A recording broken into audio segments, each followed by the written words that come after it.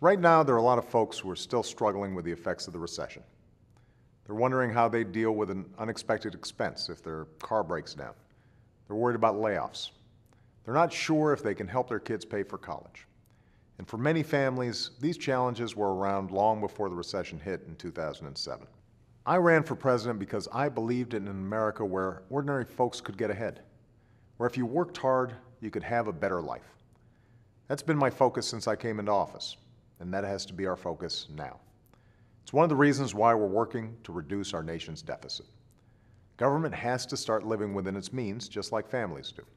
We have to cut the spending we can't afford so we can put the economy on a sounder footing and give our businesses the confidence they need to grow and create jobs. The good news is Democrats and Republicans agree on the need to solve the problem. And over the last few weeks, the Vice President and I have gotten both parties to identify more than $1 trillion in spending cuts.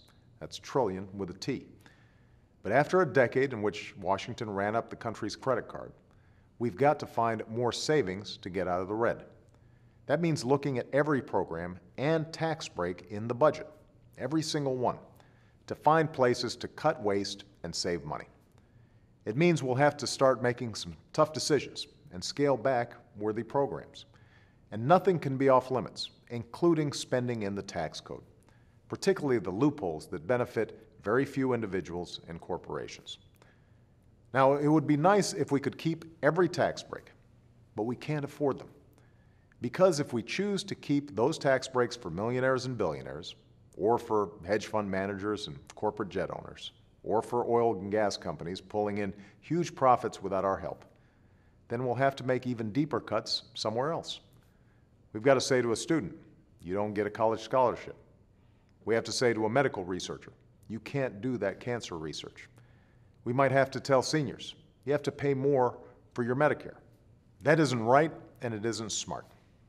We've got to cut the deficit, but we can do that while making investments in education and research and technology that actually create jobs. We can live within our means while still investing in our future. That's what we have to do. And I'm confident that the Democrats and Republicans in Congress can find a way to give some ground, make some tough choices, and put their shoulders to the wheel to get this done for the sake of the country. On Monday, we celebrate Independence Day, the day we declared a new nation based on a revolutionary idea that people ought to determine their own destiny, that freedom and self-governance weren't gifts handed to us by kings or emperors, but the rights of every human being. We've learned in the years since that democracy isn't always pretty.